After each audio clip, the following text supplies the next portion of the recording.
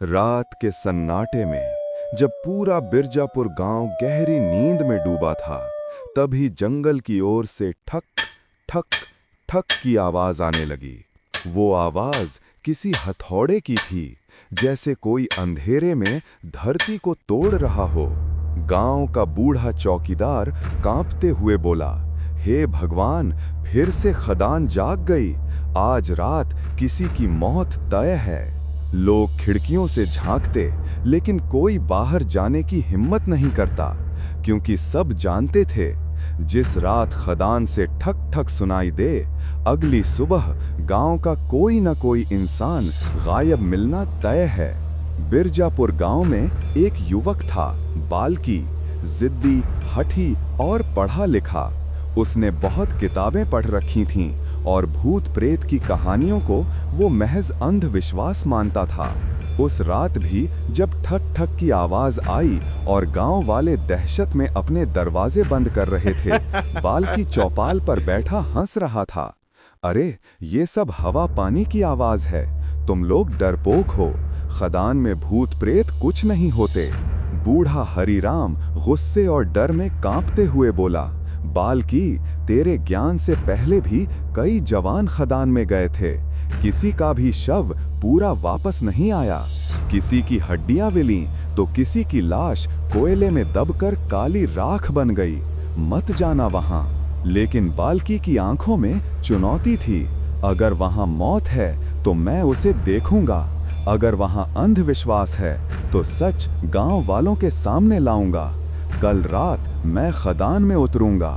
गांव में सन्नाटा छा गया और सबको यकीन हो गया, अब अगली सुबह खून की बदबू हवा में घुली होगी।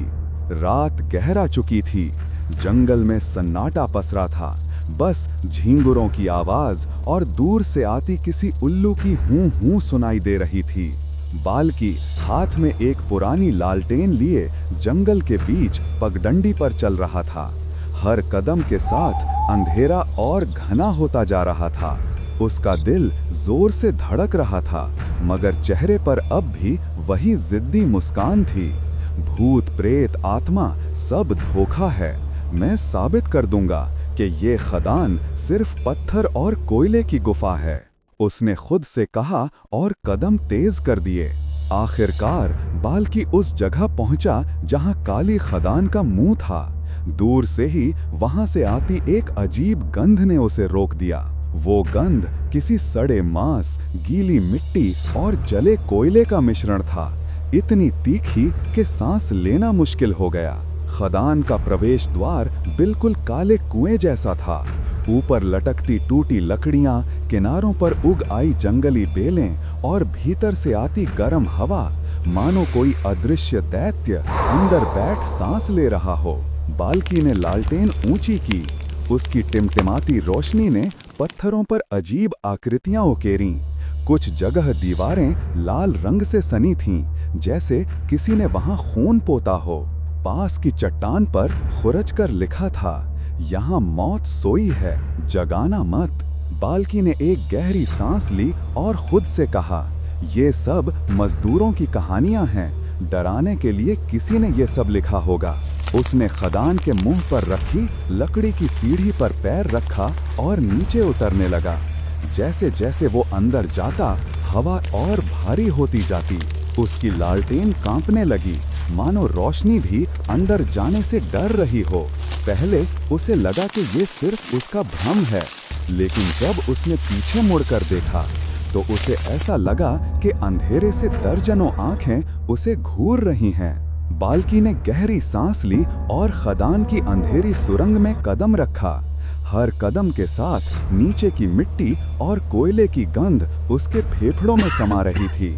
छोटे छोटे पानी के टपकने की आवाजें और उसकी लालटेन की टिमटिमाती रोशनी उसे एक साथ डर और जिज्ञासा दे रही थीं। जैसे ही वो आगे बढ़ा, उसे कानों में हल्की फुसफुसाहट सुनाई दी, श्श, बाल्की, यहाँ नहीं आना चाहिए। बाल्की ठिठक गया। उसने चारों ओर देखा, पर अंधेरा इतना गहरा था कि कुछ भी दिखाई नहीं दे रहा था। फिर दूर से खनखनाहट की आवाज आई। पहले उसने सोचा कोई पत्थर गिरा होगा, लेकिन आवाज धीरे धीरे पास आती गई। फिर उसे लगा कि कोई हथौड़े से लगातार जमीन पर वार कर रहा है, लेकिन वहां कोई इंसान नहीं था। जैसे ही वो और अंदर गया, उसे टूटी हुई टोकरी, जंग लगे औजार और बिखरे हुए कोयले के ढेर दिखाई दिए। और तभी उसने महसूस किया कि जमीन हिल रही है। उसके पैरों के नीचे से खून जैसा गाढ़ा द्रव निकलने लगा। हवा में अब आवाजें गूंज रही थीं। कहाँ जा रहे हो? ये हमारी भूमि है, यहाँ मौत सोई है। बाल्की ने लालटेन घुमाई। उसकी टिमटिमाती रोशनी में उसने देखा 4-5 परछाइयां उसके चारों ओर प्रकट हो गईं। वे मजदूर आत्माएं थीं। चेहरा झुलसे, हाथों में टूटे औजार और आंखों में खाली गड्ढे। एक आत्मा ने बढ़ते हुए कहा, हमने यहाँ अपने खून से ये खदान बनाई है, और अब कोई इसे छेड़ेगा तो उसका अंत यहीं होगा। बाल्की ने खंजर निकालकर पीछे हटते हुए कहा, मैं किसी को नहीं छेड़ना चाहता, मैं सिर्फ सच देखना चाहता हूँ। पर आत्माएं खामोशी में बढ़ती रहीं, जैसे उसकी हर सांस पर निगरानी कर रही हों। बाल्की ने देखा कि खदान की दीवारों पर खून के निशान और पुराने खुरचाव थे। कुछ जगहों पर कोयले में हड्डियां उभर रही थीं। उसने महसूस किया ये केवल खदान नहीं थी, बल्कि मृतकों का शापित घर था। और तभी पीछे से एक गहरी कराह सुनाई दी। बाल्की की रूह कांप उठी। वो पलट कर देखा, एक औरत जिसके चेहरे का आधा हिस्सा जल चुका था, हाथ में बच्चा पकड़े खड़ी थी।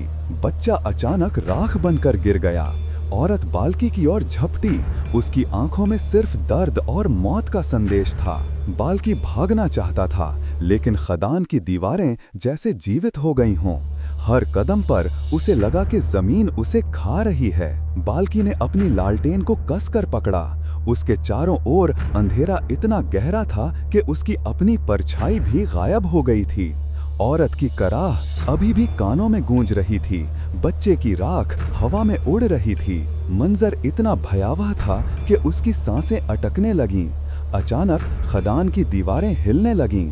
मिट्टी और कोयले के ढेर खुद ब खुद हिलने लगे, जैसे कोई विशालकाय हाथ उसे खींचना चाहता हो। लालटेन की रोशनी झपझपाई और धुएं में ढक गई।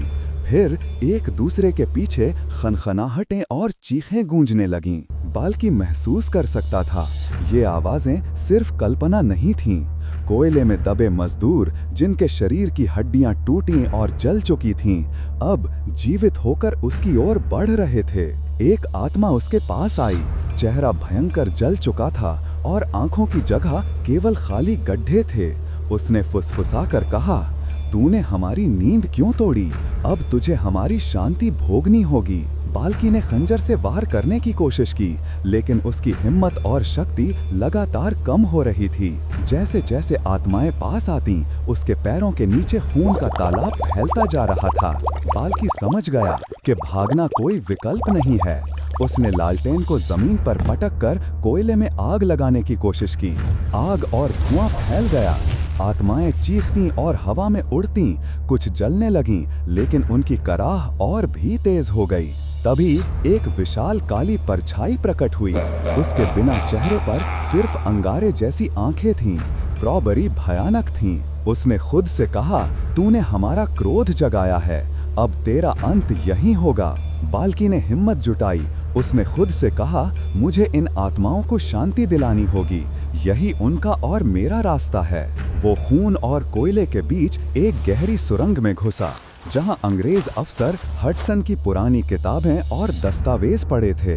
इन दस्तावेजों में मजदूरों की मौत और खदान के रहस्य लिखे थे। बाल्की ने महसूस किया, यदि वो इन दस्तावेजों को बाहर ले जाएगा तो ये श्राप कुछ कम हो सकता है।